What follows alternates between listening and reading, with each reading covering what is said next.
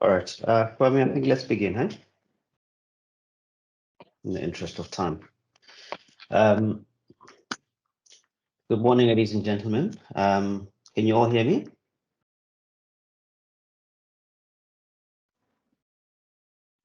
Yes, I can. All right. Thank you very much for that confirmation. As I said, welcome to our second installation of the Global Industry Series that we are rolling out. My name is Thapelo Makgoro, CEO of Longmark Securities. I'm joined by Kwame Wantwi, who's our head of research, and we will be your host for today's conversation. The objective of these conversations is to engage with leading global experts on key issues that influence economies as well as markets, and hopefully answer questions that also matter to investors. And the topic for today's conversation is how can African countries build better and stronger economies post the COVID-19 pandemic? Now, to help us unpack this pivotal question, we are honored to welcome Sir Paul Collier, who's a professor of economics and public policy at Oxford University. I will now just hand over to my colleague Kwame to introduce Sir Paul Collier and also commence with the conversation for today. Thanks, Kwame. Over to you.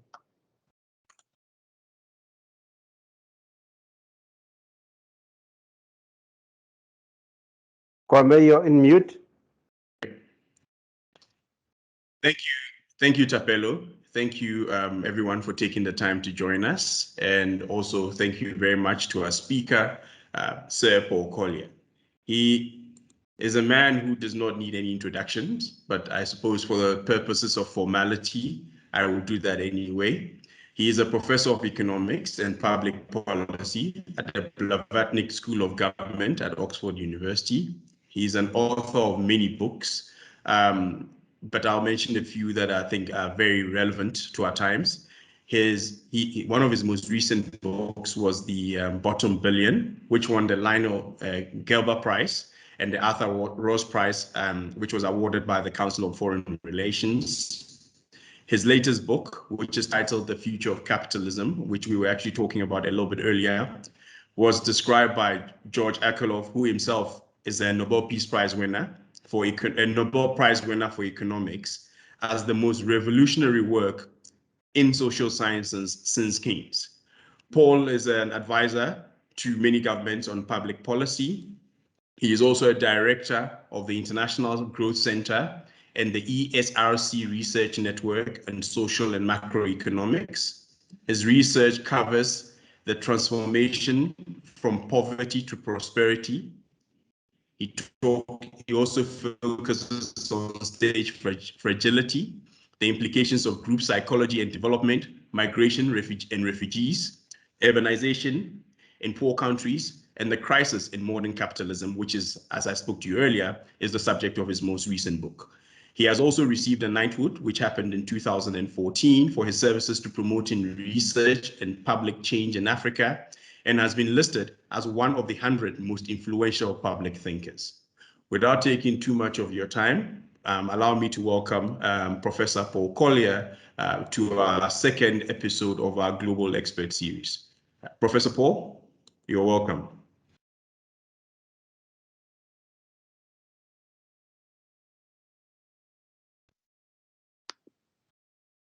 So, thanks very much, Kwame, and let's get going. So, I'm going to start from two positions I've always tried to adopt. I've tried to be a realist, and I've tried to be a pragmatist.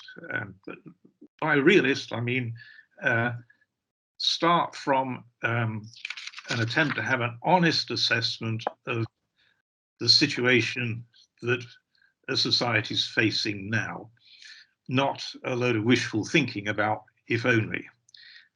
So start from a realistic assessment of the capacities, the limits to capacities, the opportunities, the limits to opportunities, and the problems that are being faced. By pragmatism, I really mean avoid any prior ideological beliefs as to possible solutions. I believe the world is so complicated that we can never fully get our minds around it, and so any thing we think of would be a solution can only work provisionally. There are no such things as sort of permanent truths. There's just making things a bit better. One of my friends is George Soros, who's been a spectacularly successful investor over the years. And I learned this concept from George of when he first got in touch with me over 20 years ago. He phoned me up and he said, "Oh, I've been following your work, and I think it's a fertile fallacy." And I heard the word fallacy and thought, oh, that sounds like a bit of an insult, really.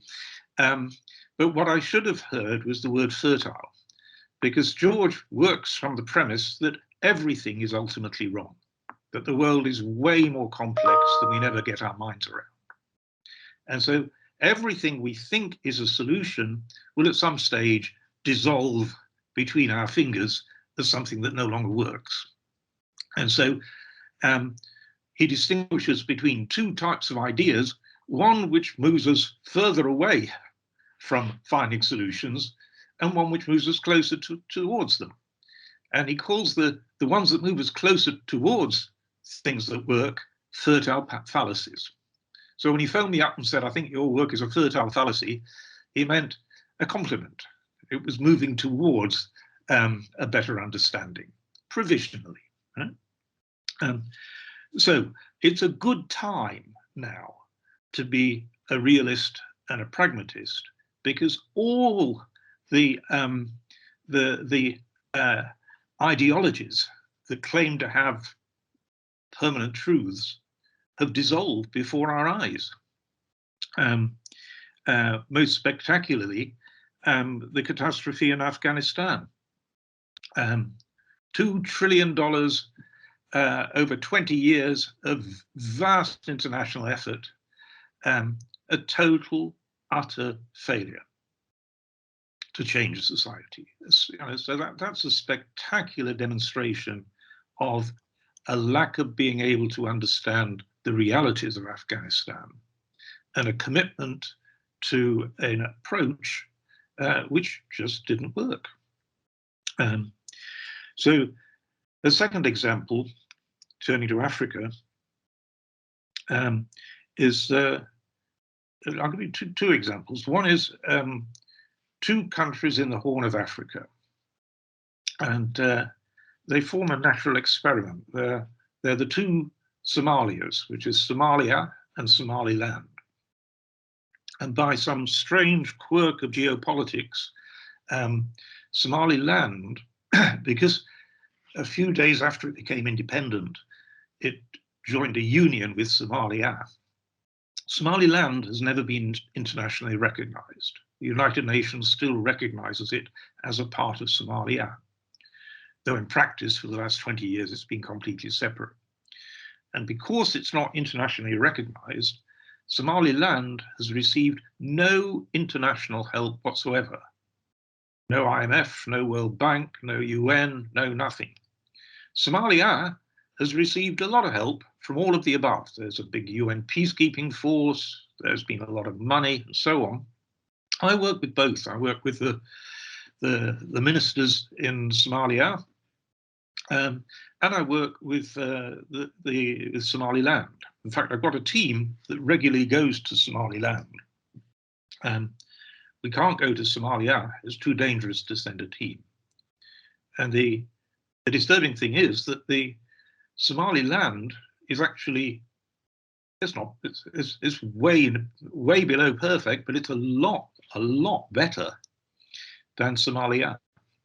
And so all that international attention seems to have actually been not a fertile fallacy, but a fallacy that's moved us in the wrong direction. And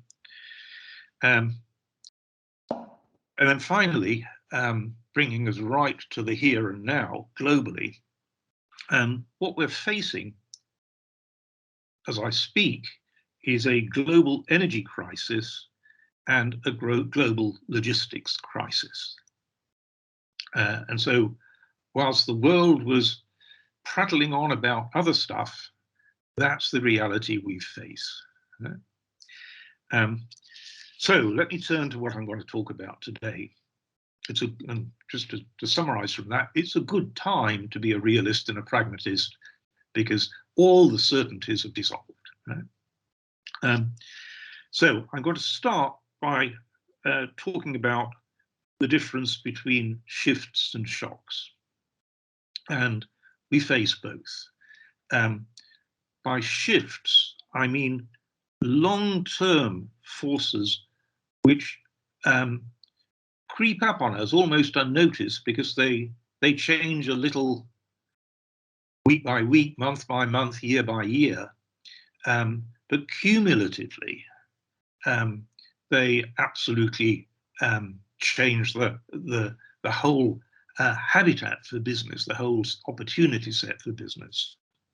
And we've been bad at noticing these long-term shifts, and we've now got a lot of catching up to do. And we can anticipate the shifts to an extent. In contrast, the shocks are things that either you can't anticipate, or even though in principle you could anticipate them, you don't. So, for example, the last physical meeting of Davos, I was there, January 2020, and what everybody at Davos was talking about was climate change, the problem of climate change, which is a long-term process building up gradually. So it was talking about a shift. But what was actually about to hit us, and which had already hit China, was a spectacular shock, COVID,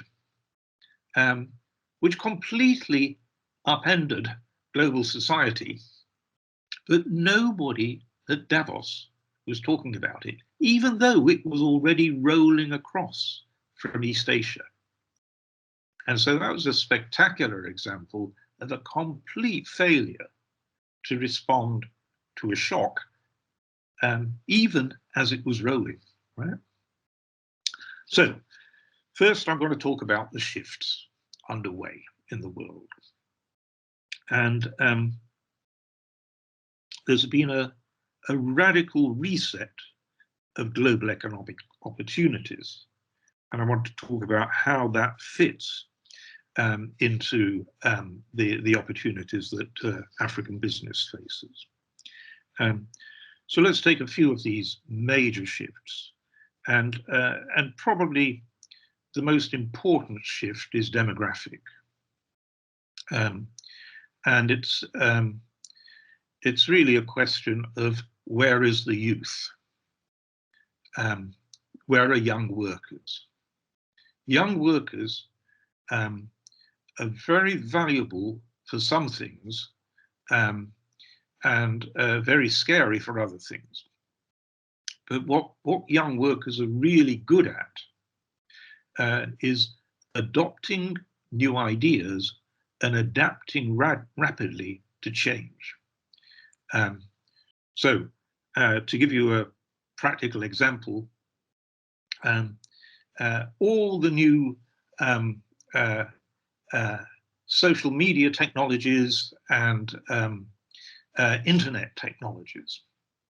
I'm an old guy, and for me, it's really hard to get my mind around these new tricks of how does all this IT stuff work? How do I make use of social media? I'm scared of it. Right?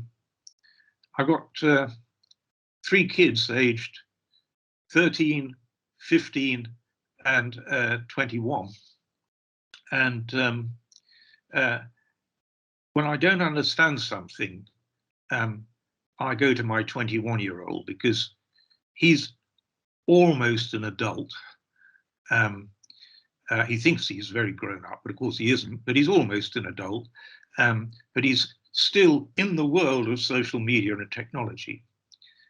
And sometimes he can help me and sometimes he can't.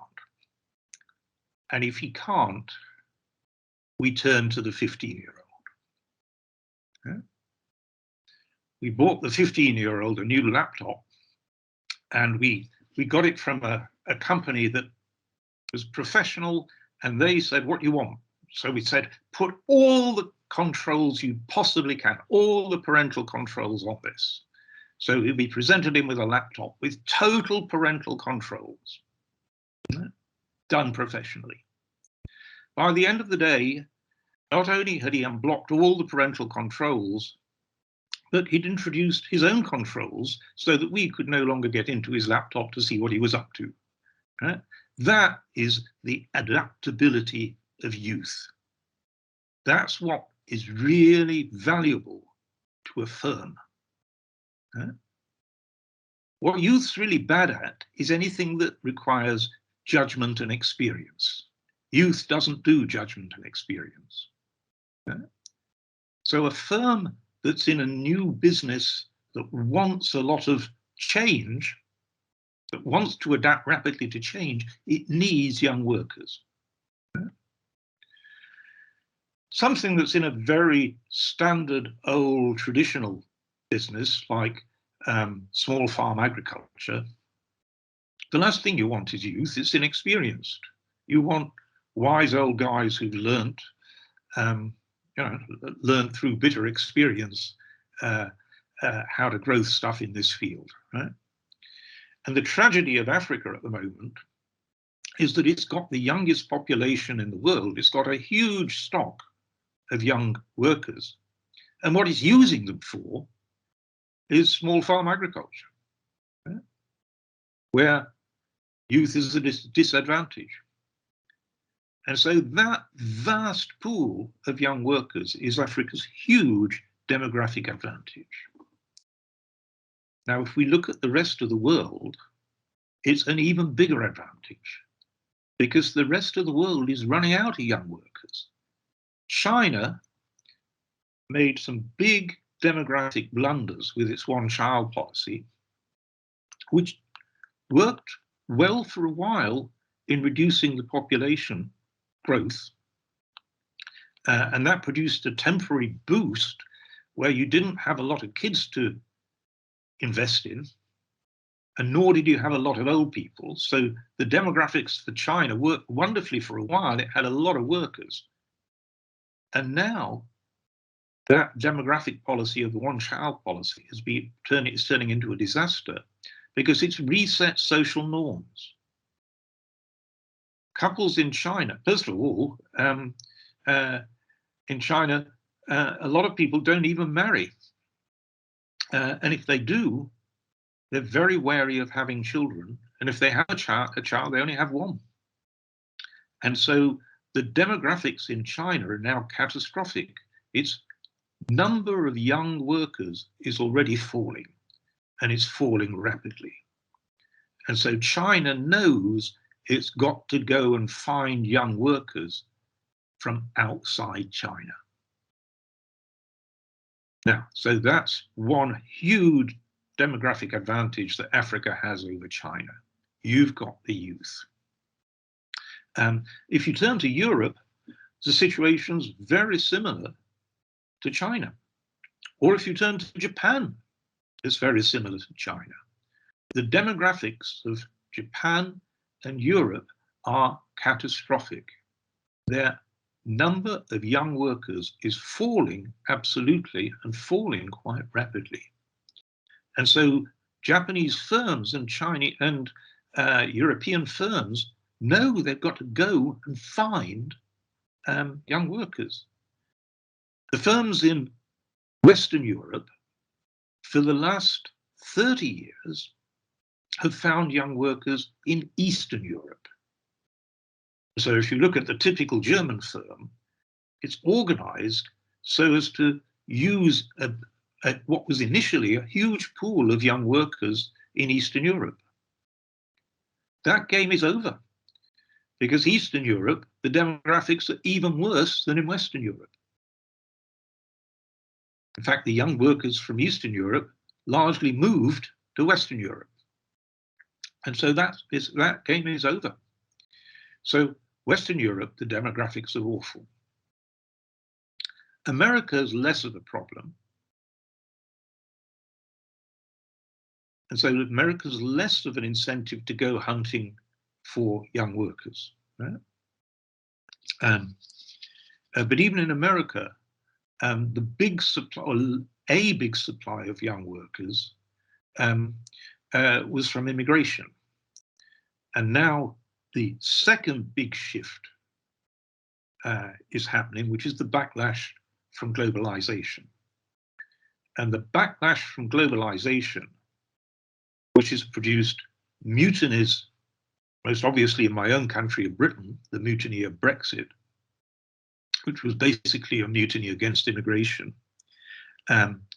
You see this very powerfully in France, in Italy, in a lot of Western Europe, mutinies against, and actually Eastern Europe, mutinies against immigration. And you now see it very viciously in America, with Biden recognizing that and getting caught in an appalling muddle over having briefly encouraged opening of the border with Mexico, and then finding that Haitians flew to Mexico and came across the border, and he's now flying them back to Haiti. So a very powerful backlash against migration, which is ending America's big supply of innovative youth. The other backlash against globalization is reshoring. And reshoring, the shortening of supply chains, can also work to Africa's advantage, because the big backlash in reshoring is away from dependence on East Asia and China.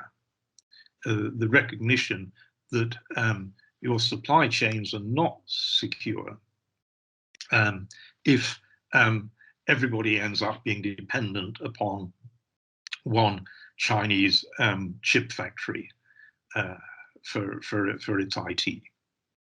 And so the route that is being taken is not just shortening of supply chains, but diversification into places which are going to be less subject to trade restrictions. And Africa is in a good position to get good trade deals with Europe and with North America. And so you're seeing already a flow of Chinese investment, for example, into Ethiopia, which is basically an attempt to bypass the import restrictions which Chinese firms are well aware they're going to face in trying to supply to Europe and America. So that second shift was the backlash from globalization. The third shift, I think, is climate, which is going to make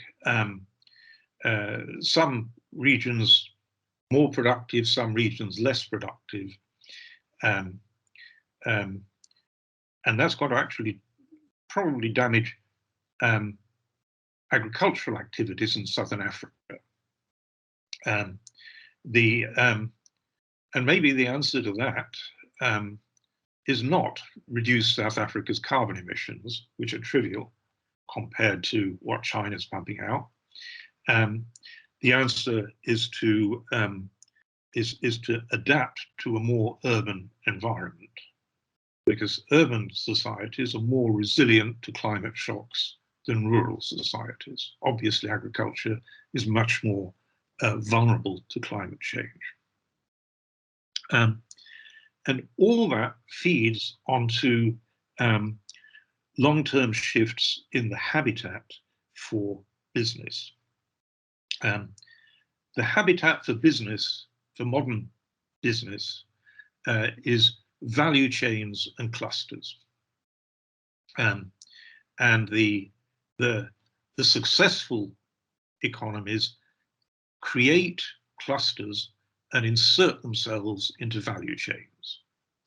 The unsuccessful economies are marginalized from that whole process, find themselves left out of value chains for whatever reason, and unable to develop clusters.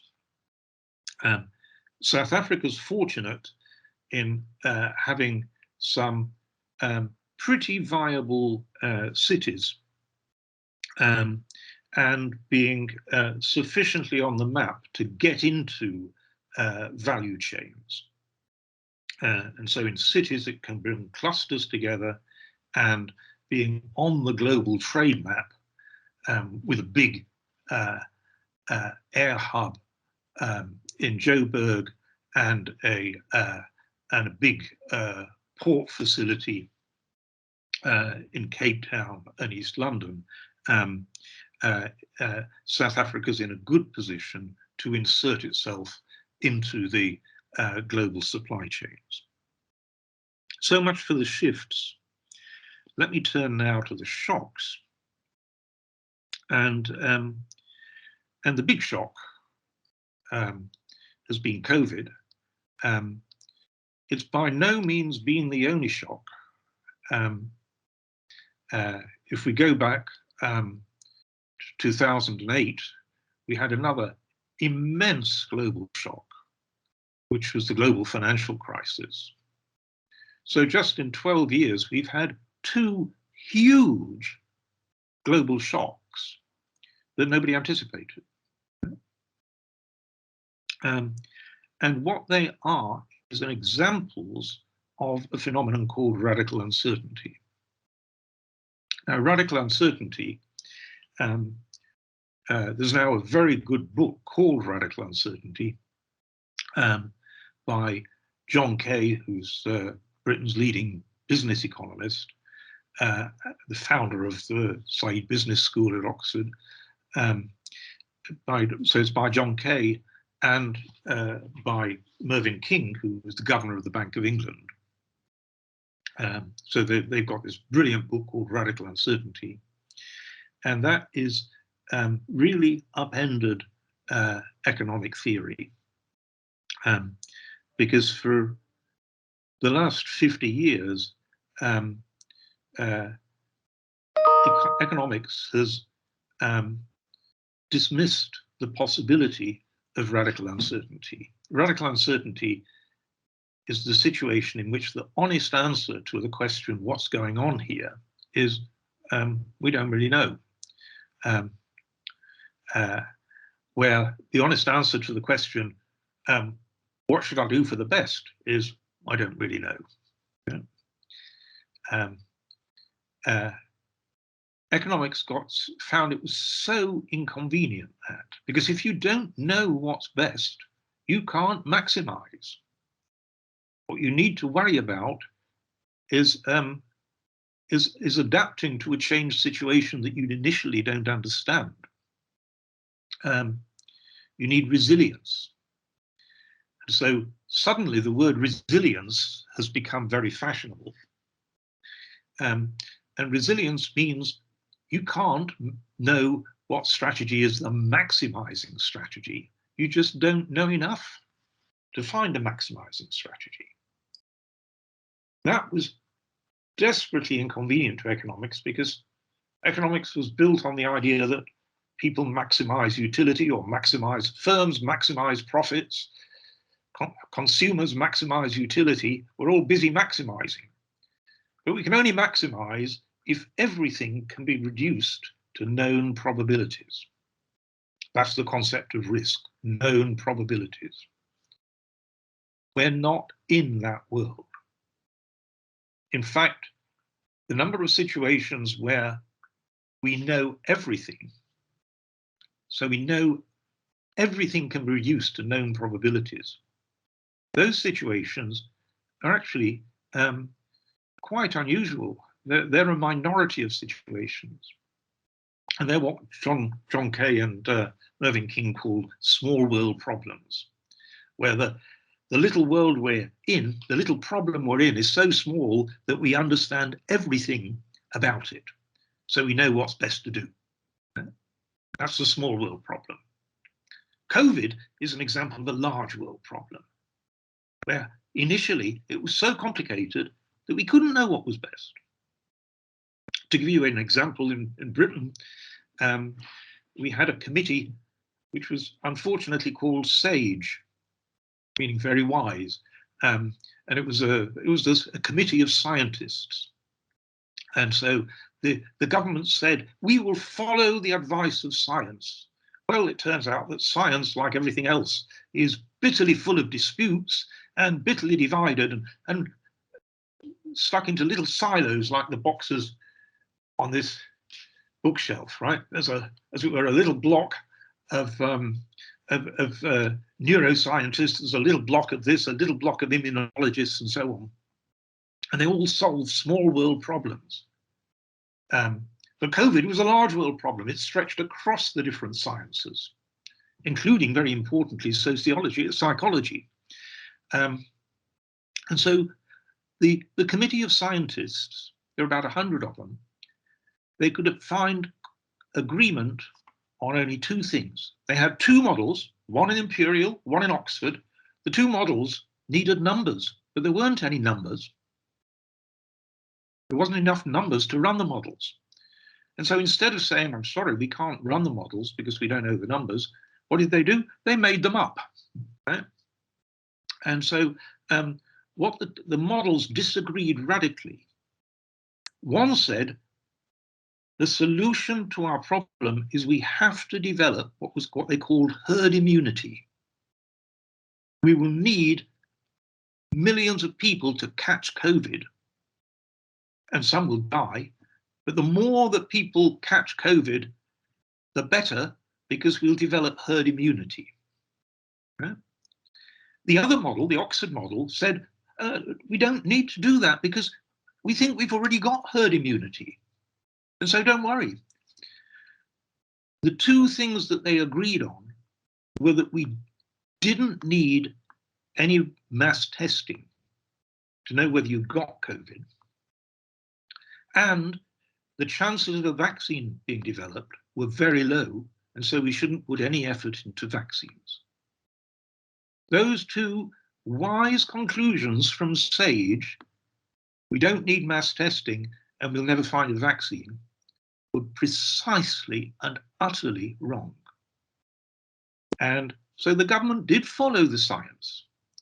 That's why when we did follow that science, we ended up with the highest excess mortality in Europe, right?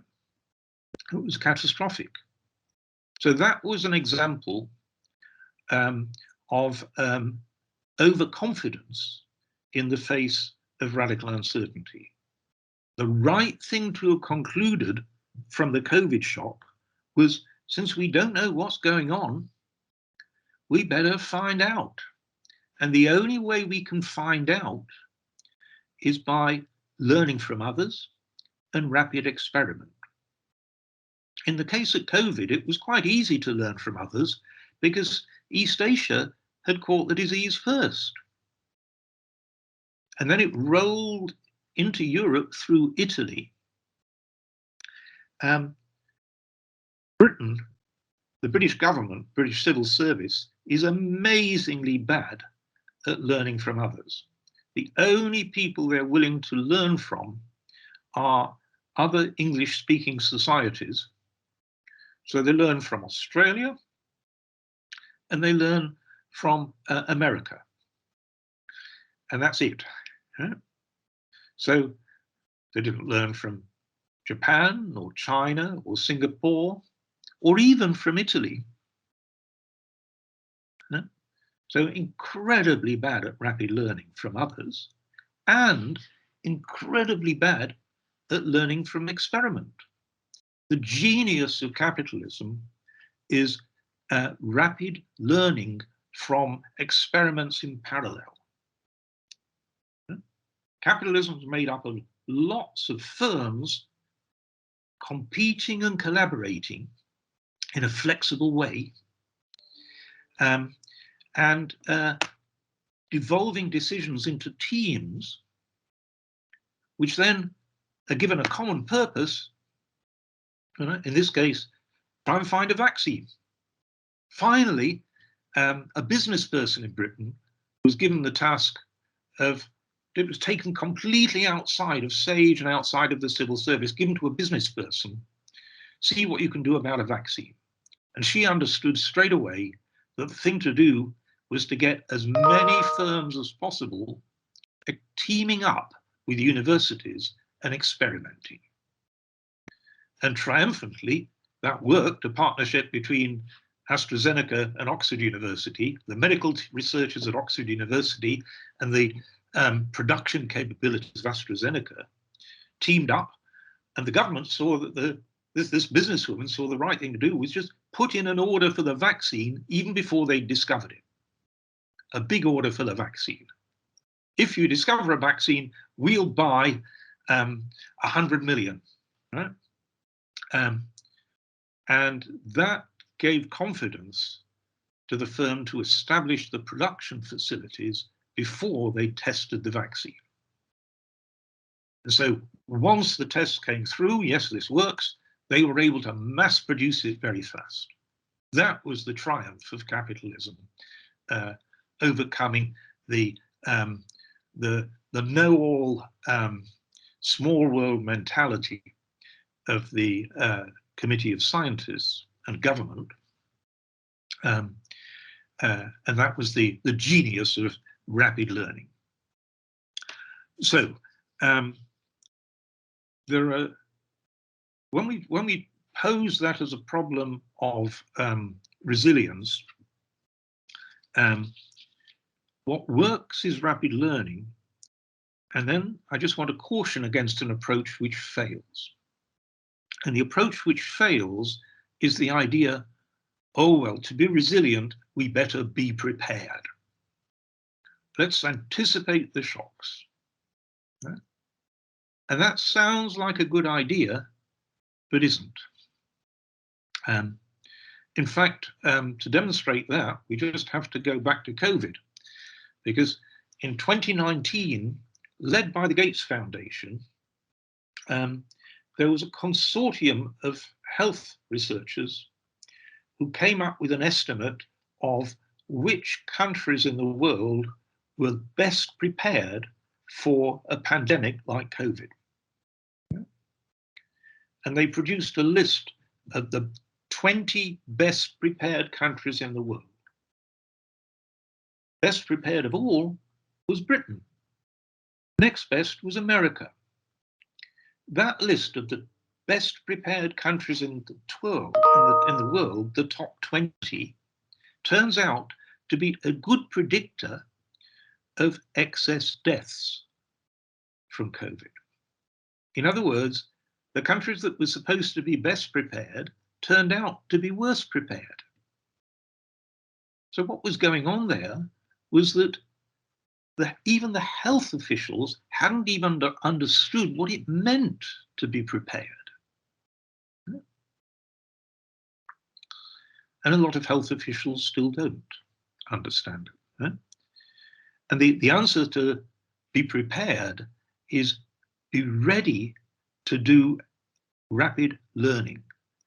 Be prepared to do experiments in parallel, and be prepared to communicate to citizens a new purpose. So the most successful country in the whole of the democratic world is Denmark,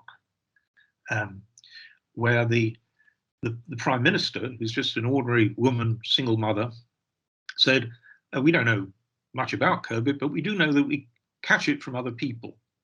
So it's your responsibility as Danish citizens to protect your neighbor. protect your neighbour. If you're an old guy like Paul here, stay out of the way of young people so they can get on with their working lives. And if you're a young family, try not to kill granny by sending your kids to kiss her. Right? So Denmark has not only the lowest excess mortality from COVID in the democratic world, but also the lowest economic hit from COVID. It didn't say, oh, you've got to save lives at the expense of the economy, or the economy at the expense of lives. It did both. Because agency, the responsibility for action, was shared with everybody, and the Prime Minister was trusted by everybody. And so Denmark had built a system where it could get rapid compliance. Yeah. I'm currently working with the Peruvians. The Peruvians did an early lockdown, just like South Africa. So the government acted quickly, but it's got the highest rate of excess mortality in the world, and it's got the biggest economic hit in the world. And that's because what they didn't do was come together and say, it's all our responsibilities to protect each other. And so Peru is trapped in a backward-looking blame game in which they expect failure and they get failure, and then they interpret that failure as confirming the blame game. We're poor because of what you did. So much for the shocks. Let me turn more quickly to why there are no longer safe investment options. I advise a lot of investors in Germany, and the German investors are very cautious. So if you think of yourself as a German pension fund, you face a nightmare, because there is a safe option. You can buy German government debt. There isn't much of it, but it's absolutely, absolutely secure.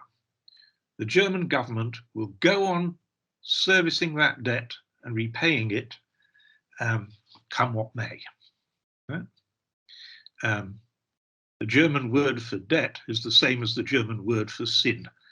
And so there's a very strong belief that we must pay our debts. The trouble is that the return on German government debt is negative. Compared to German inflation, which is set by the European Central Bank, the rate of return on German government debt is minus 2.5% a year. So if you're a pension fund and you invest a 30-year-old worker's savings for their pension in something that yields minus 2.5%, by the time they retire, they won't have a pension. And so safe is just not available. Safe is disastrous for a pension fund. And so wherever you go, you can't go safe, and everything else involves some element of risk. So let's have a look at the alternatives to safe. Well, you can invest in China. Chinese stocks on the New York stock market this year have been a disaster. Why? Because Chinese governance, corporate governance, has suddenly been hijacked by President Xi. And so Chinese corporate governance is very, very vulnerable to take over by the Chinese government. And there's this huge construction sector, wildly inflated, which is deeply bankrupt unless it's bailed out by the government.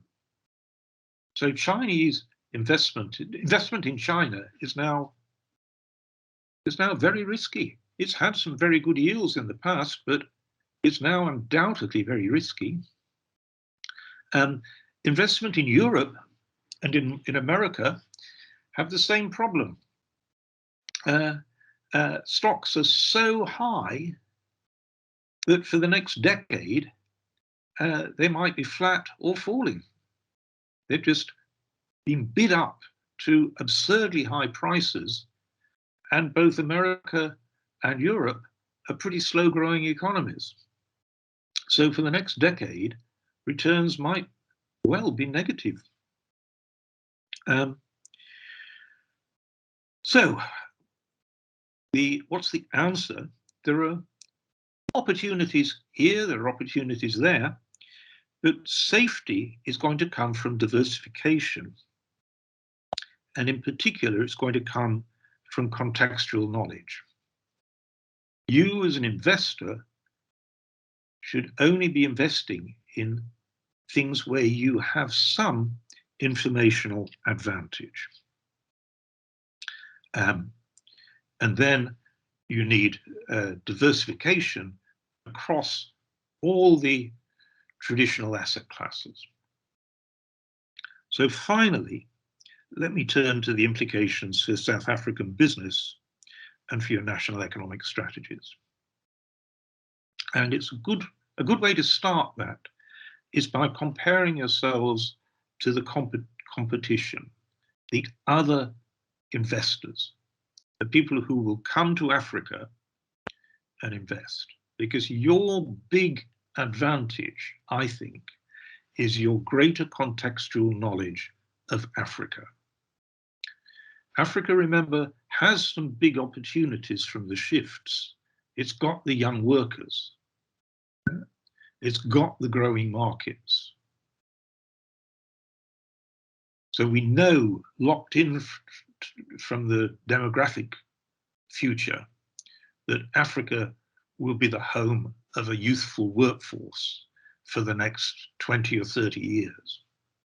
And we know that those markets will grow just from the sheer weight of continued demographic growth.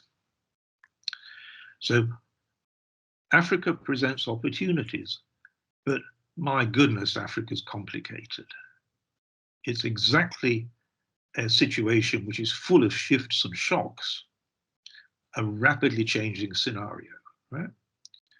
Last week, I'd have said one of the big opportunities is Sudan. And I can't say that this week because there's Africa's 4th military coup of the year in Sudan last week. This week, I'm going to say a really big opportunity in Southern Africa is Zambia. I think the new president is a breath of fresh air. And one of his first acts was to reappoint as governor of the central bank the very fine technocrat who the previous president had sacked. Now that reappointment seems to me a very good sign. I know the guy who's been reappointed because I run an annual workshop for African central bank governors. And I know there's a wise technocrat in control there. And the fact that the president's chosen him to come back tells me that the president is a pretty smart guy who is himself an experienced business guy. So, as it were, this month's big opportunity in Africa is Zambia. Seize it. Right? Southern Africa. So who's the competitors that you face in trying to understand this complex investment opportunities in Africa, both Southern Africa and Africa overall? The Chinese, as you will know, are all over Africa. I've worked with the Chinese. I sort of understand reasonably how they see the world. I think the Chinese are, of all the human societies, the Chinese are the least able to understand Africa.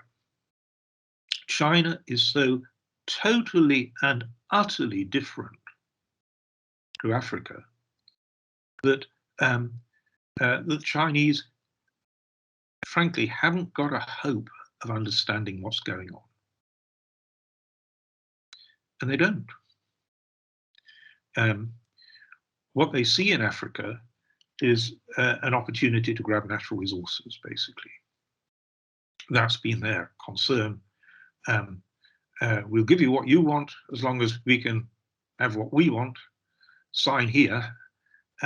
Mutual benefit, and of course what they mean by mutual benefit is we'll look after the Chinese interest and you better look after the African interest, which is easier to do if you can read the Chinese small print, right? So your competition from China as an investor, I think, is very, very modest. You face the investors on the block are Europeans, but and I deal naturally with a lot of European investors in Africa. They don't get it, and they don't get it because they've been there too long, and they see an old Africa. They see an Africa which has failed for the last 40 years, and they think that is the Africa I know and I understand, and so I'm not risking it. What they don't understand is processes of change. And so they're excessively pessimistic. And so they will miss the boat. And they are missing the boat. The Americans really have had very little exposure to Africa, very little. And still have very little. And so, and they now see they see Africa as, oh God, we've got to keep China out. But they deeply fail to understand African society just as deeply as they fail to understand Afghanistan society. That same $2 trillion of failure in Afghanistan that's the knowledge base that I think bringing to Africa. And so you've got a huge opportunity because you are a G20, you're the only G20 country that is itself got big companies and big financial industry, but which actually understands Africa and especially Southern Africa. And that is a huge opportunity for you. In my last 5 minutes, let me turn to national economic strategies. And the national economic strategy that I think you need, I've not worked that closely on South Africa, so be hesitant in following this, but what I think you need is this ability to come together in a forward-looking agenda of common purpose, in which business is seen as being part of the solution. There's a danger in all societies where business starts from being contaminated with suspicion. There's always a danger that the society gets trapped in a backward-looking blame game. You wronged us, and that's why we're poor. And then, because the society is riven by divisions and internal enemies, it fails to come together and fails to look forward. Instead of looking to address anxieties are always forward-looking. It addresses grievances. Grievances are always backward-looking. So moving from that psychology of backward-looking grievances which drives a society to blame within the society, and a lack of agency on the people who feel victims. Moving from that to a forward-looking common agenda where you see how can business help everybody? And so let me finish with a role for business. And that role for business is to be providing profitable solutions for people's problems. If they're profitable, they're therefore sustainable. And so business is in the business of finding profitable solutions to people's problems, and very much not making profit by creating problems.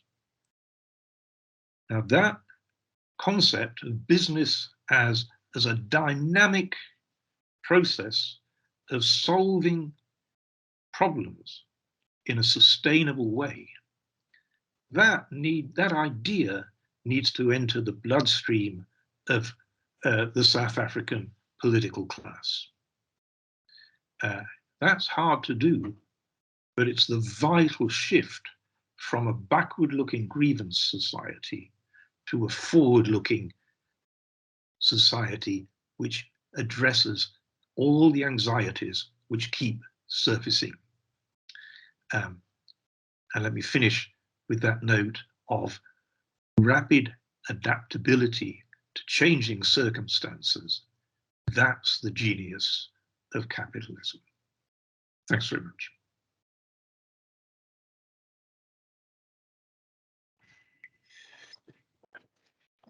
Thank you very much, Professor Sir Paul Collier. Use this. No, we like formalities in this part of the world. And it was very insightful and sort of very unique perspective on the global economy and, in terms of where the opportunities and the challenges lie.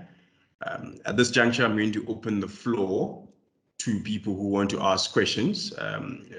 If you want to ask questions to the participants, please raise your hand. I'll recognize you and I'll mute your mic. You can also type your question in the text box, and I'll read it out to Paul. But in the meantime, whilst we wait for people to start typing their questions, I've got a few questions. Let me start with sort of a generalization. When I use the term Africa, I know that Africa has 54 unique countries, but for the purposes of this discussion, perhaps let's start with one generalization here. And unless you accuse me of being backward looking, investors in the continent in generally, particularly African investors, have been badly burnt. In the early 2000s, there was this optimism about a recovery in economic growth. But what became clear in recent years is that the African economic growth has all but stagnated. We didn't really make much use of the economic, the commodity boom that happened between 2000 and 2013. Can you perhaps maybe give us an idea or insights into your views on why our economic growth as an aggregate appeared to have stagnated even before COVID, and what the long-term implications mean for us? Yeah, sure. Let me see. So the Africa had a wonderful decade from about 2003 to about 2013, which was very misleading. Even during that decade, Africa still fell behind the big, rapid growing middle income economies like China and India. But it did have quite good growth 2003 to 13, but it was a conjunction of unrepeatable and very fortunate circumstances. So if I could just go through what happened, one was you got a huge commodity boom. It was so big that it was called, we know commodity prices move in cycles up and down, but this became known as the super cycle. And Africa, a lot of African countries are resource rich, or at least resource exporters. And so they all had booms. Not only was that a price boom, but because commodity prices were so high, there was a lot of investment in discovery. And Africa was the least respected continent in the world.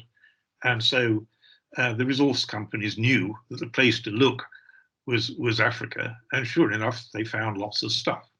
So there was, in addition to the price boom, there was a quantity boom in natural resources. So that was the resource boom. That ended in 2013. But on the back of those high export earnings, temporarily high export earnings, the young idiots in the Western financial markets who just look 3 years back were doing these little algorithms of debt capacity. And they decided with all these high export earnings, I should have added that the other great thing that happened in the early 2000s was Jubilee 2000, so debts were forgiven. So that was nice, got rid of the debts. So these young wizards in the New York sort of finance industry looked for 3-year data. What's exports earnings? What's debts? Oh, exports are high, debts are very low. So Africa is good for borrowing. And so suddenly global capital markets opened for African sovereign borrowing. And so African governments, a lot of them, went in with both feet and borrowed as if there was no tomorrow. As my friend Dambisa Moyo said, they never thought they'd have to pay it back. Or at least they never thought that they themselves would have to pay it back, since the vital thing was to win the next election, and who cared what happened when the next president came in. So we have debt relief, big borrowing, big commodity booms, and then China comes in with what is in effect a huge sort of aid program, or at least an investment program, the mutual benefit investment program, where China just says, we'll pay anything you want. What would you like? New airport, a new highway to the president's village. We'll do it. You tell us what you want. We'll do it. What we want in return is the rights to this natural resource. And so that was the deal. So 4 very favorable things happened all at the same time. None was sustainable. So it was a false dawn. And as you say, you went in, all hope, and then got burned. I've been tracking Africa for 50 years, and I learned not to do optimism, pessimism. That's why I describe myself as a realist and a pragmatist. Where are we now? What's the opportunities now? And now I see a lot of opportunities, precisely because all the Europeans say, told you so, told you so. The Europeans were always Afro-pessimists, really. And so, yes, Africa's complex. There are, though, big opportunities. There are also big risks. The big risks are that some countries are imploding.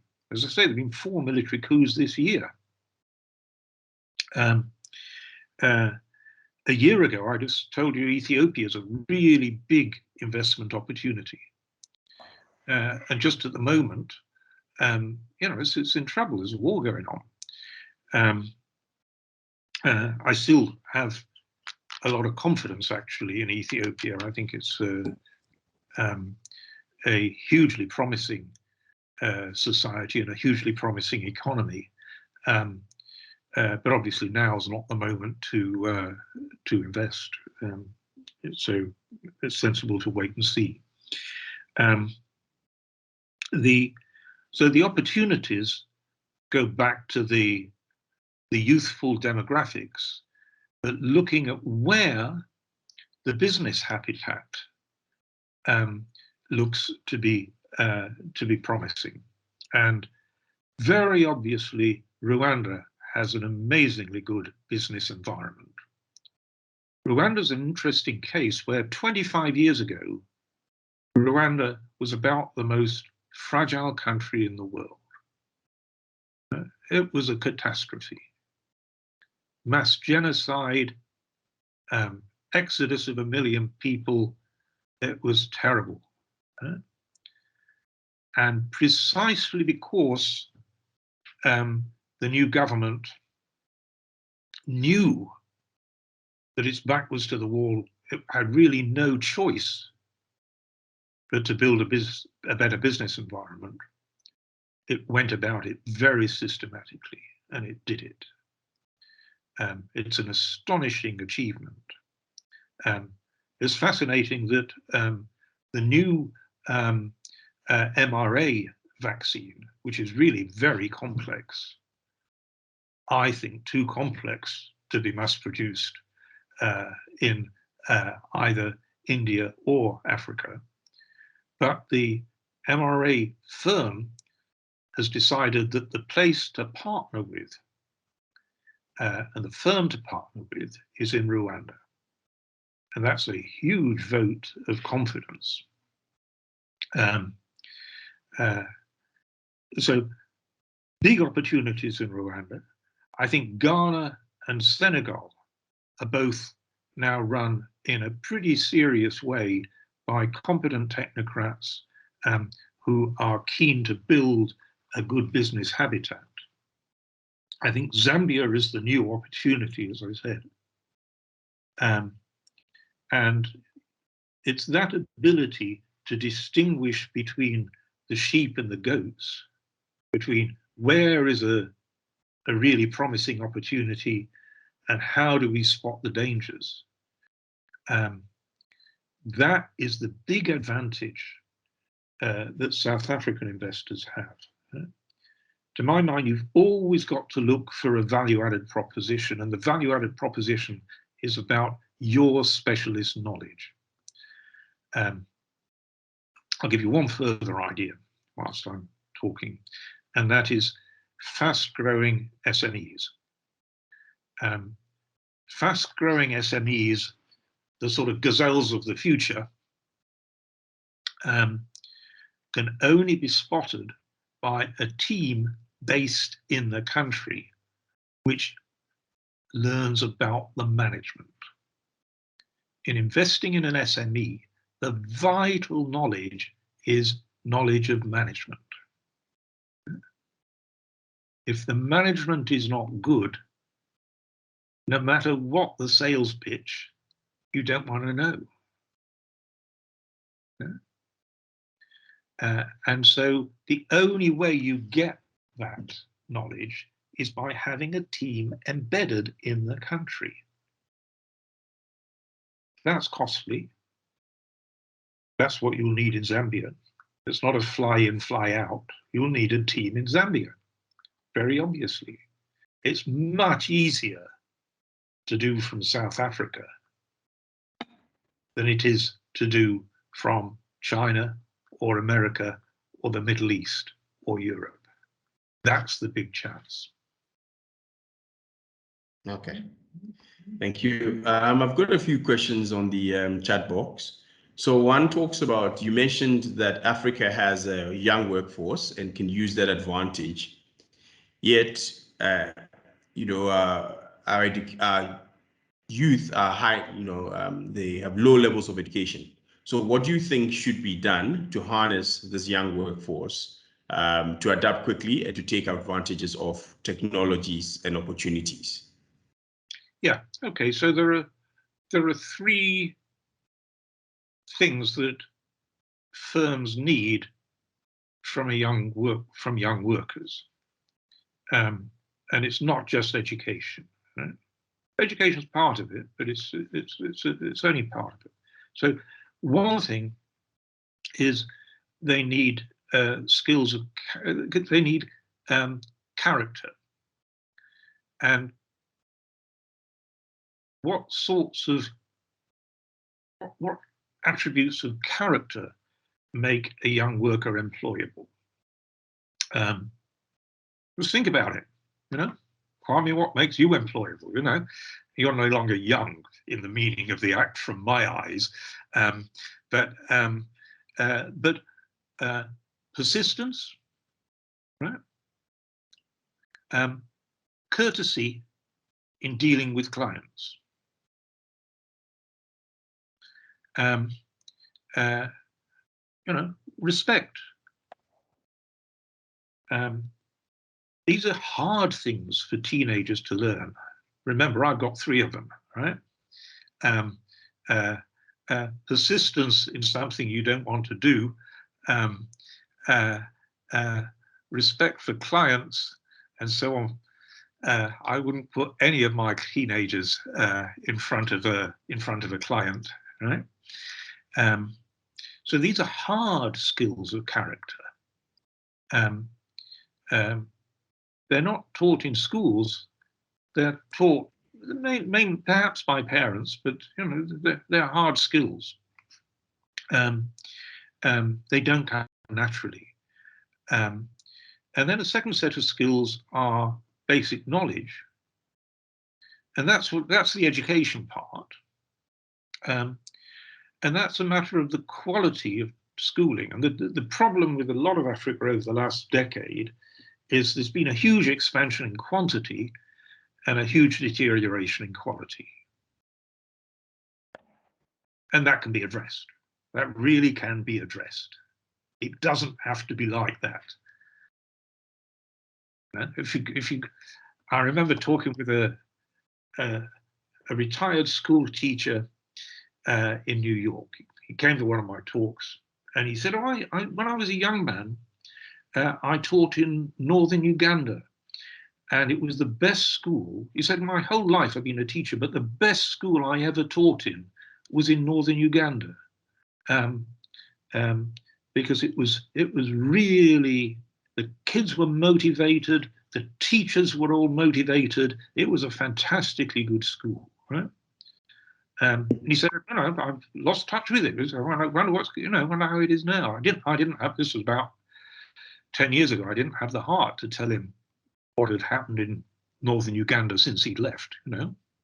Now, northern Uganda's coming back, but it's, you know, so schools can be well run, they can be badly run. One of the governors of one of the states in Nigeria, Peter Obi, in Nigeria, the states, not the federal government, have responsibility for schools. And he thought, well, when I was a kid, I had a really good education, and now the schools I'm in charge of are rubbish. Why were they good then? And then he realized it was because the churches were running them. And the churches were much more grounded in the local community. And so the teachers in a school run by the church took their job much more seriously. And the kids could be told to, you know, to shape up, because it was much more grounded in community. So there are lots of ways of getting schools back. And then so character, schooling, and then the third and probably the most important skill is the vocational training. And vocational training is done primarily by firms. And so you need a partnership between schools and firms, so that things like, you know, the world's best is Switzerland. Yeah? And most Swiss kids don't go to university. They go to training colleges which are partnered with firms, where they do 3 days a week with the firm, 2 days a week with the college, and it's completely integrated. And the firm pays them, gives them a job at the end, and makes damn sure that those kids acquire skills over that 3 years, which make them really productive. So Switzerland is way, way better at training. Britain is a disaster at training, vocational training. But a good African society integrates its firms into vocational training. And then firms, the firms get the young workers they deserve.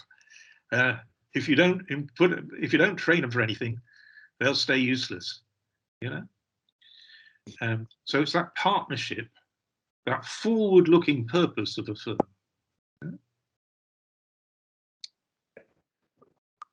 I've got one more question for you. And here, I suppose it relates to government policy. So you touched a little bit briefly on small and medium-sized enterprises. And you call them the superchargers. But it almost seems like it's a bit different from what you had discussed previously, where you spoke about size. And if I recall correctly, you said small isn't always pretty. Can you, maybe for listeners who are not familiar with that topic, I think it's quite important because in South Africa, there's a lot of emphasis on small and medium enterprises. Can you perhaps explain to us why you mean scale is probably better than small and medium enterprises, and how you think this can work by plugging into the global networks you spoke about? Yeah. So first of all, what I'm deeply suspicious of is the NGO love with micro enterprises, 1 or 2 or 3 or 4 people. That sort of small is doomed to be pretty unproductive. So the solo enterprise, the 1, 2, 3, 4 people, no scale, no specializations, doomed to low productivity. You've got to be able to harness, at a minimum, economies of scale and economies of specialization. That means a firm of 50 is already massively more able to harness scale and specialization than a firm of 3. Right? A firm of 50 has to be registered, it has to be a legal entity, it has to be able to borrow, and so on. And so the bottom edge of SMEs that I would take seriously are the ones that have moved above 20. So once you get above about 20, you have to start formalizing. Once you're at 50, it's no longer just a seat of the pants run by the founder. And the transition from small to medium is a transition of organizational structure, where you need to have a board, you need directors, you need some form of hierarchy, a flexible hierarchy, and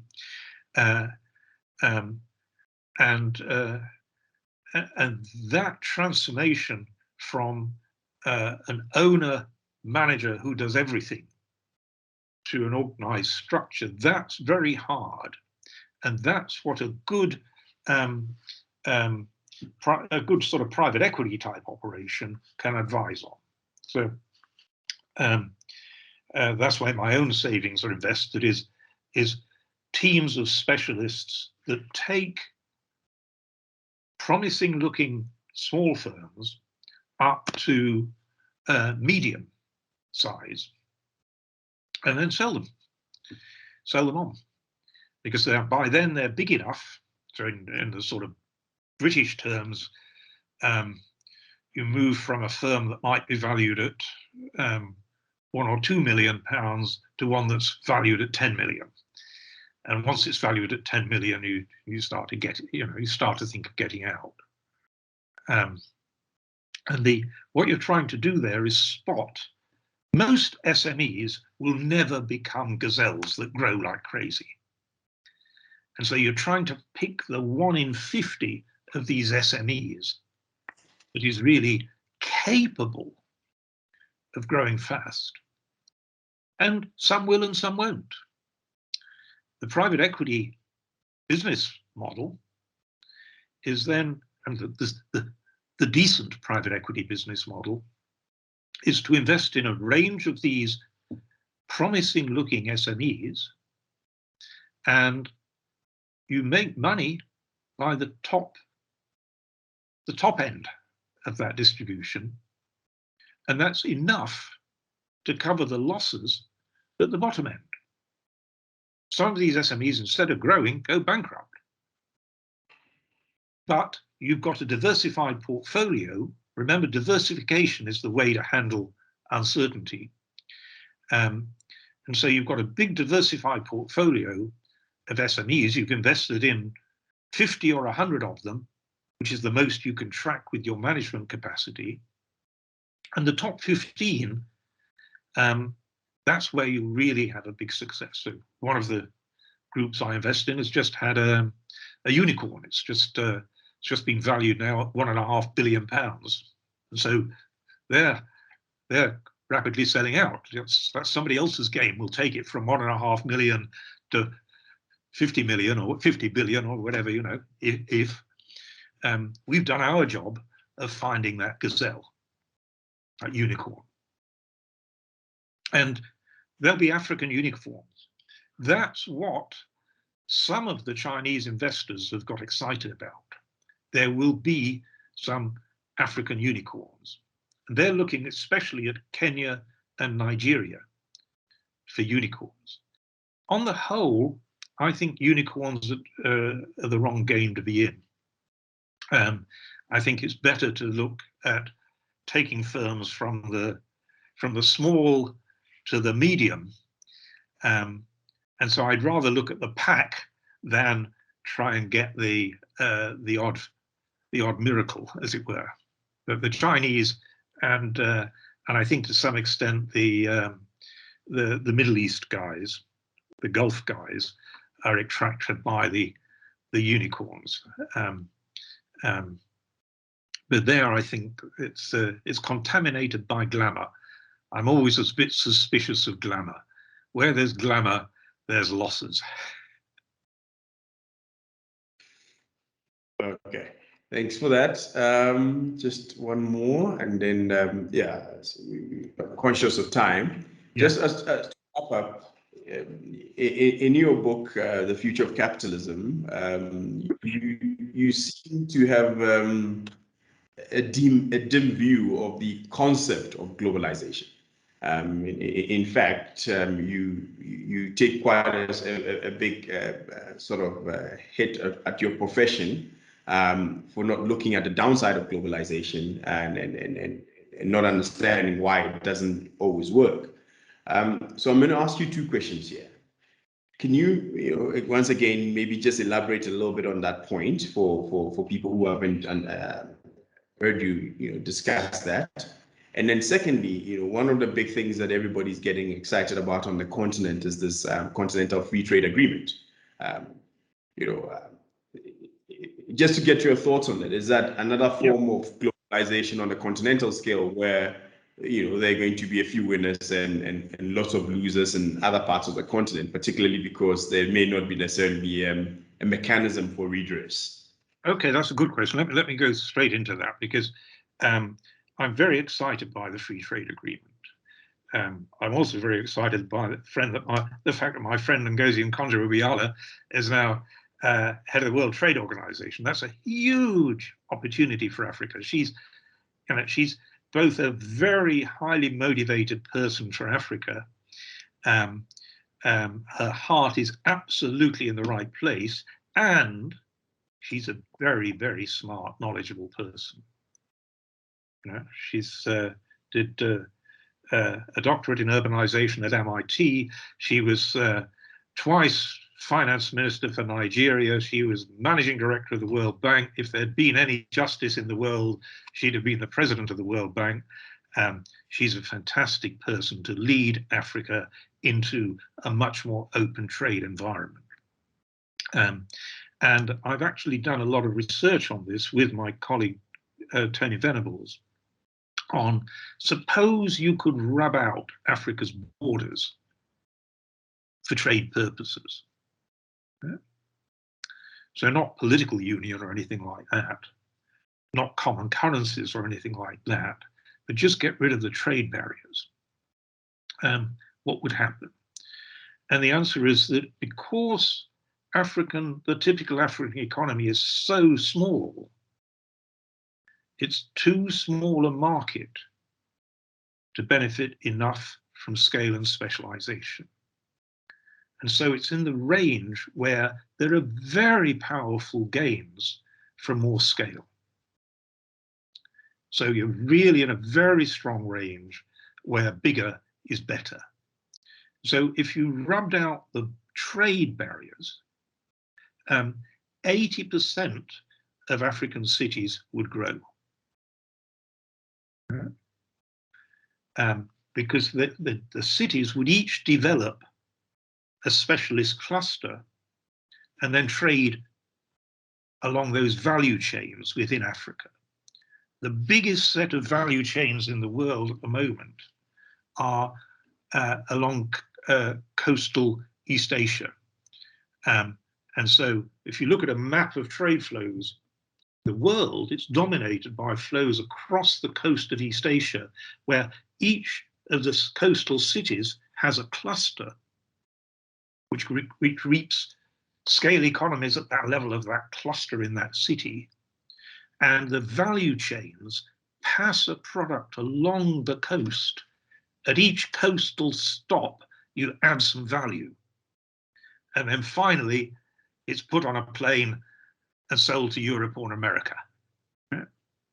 And Africa can develop a sort of miniature version of that, where the value chains run within Africa and serve. They don't have to serve global markets. Sometimes they will. And as I say, South Africa is a good position to serve global markets because you've got very good ports and you've got very good airport hub.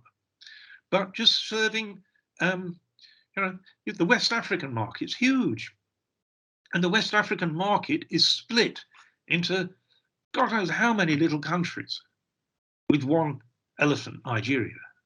And so rubbing out the trade barriers, which is what the free trade agreement offers as a prospect, would be hugely beneficial. So it's not the problem of one country wins and one country loses.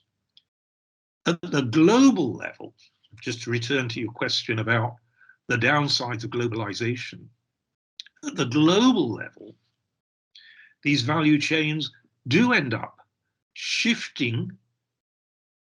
So my own hometown of Sheffield, when I grew up, Sheffield was the world capital of specialist steel.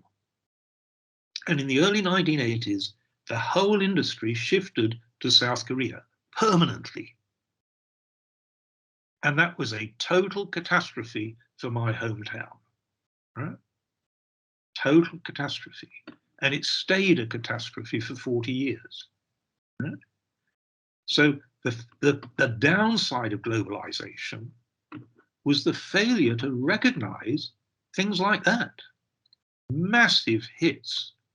So telling the people of Sheffield, globalization's wonderful because it's better for most people. It's better for people in South Korea. What are they going to say? You expect us to sacrifice ourselves for South Koreans? Of course not. Now, what should have happened was that the people who did benefit in Britain, which was basically the huge financial sector in London, should have been paying to rebuild a new cluster in Sheffield.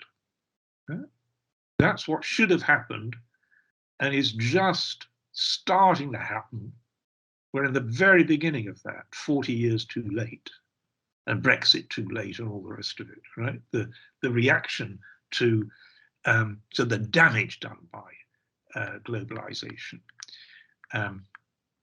But that's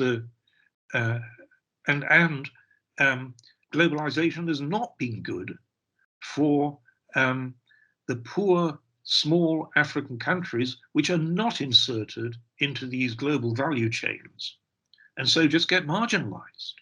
There's no way that a country like Mali is going to break into a global value chain unless there's a huge policy effort, not just by Mali.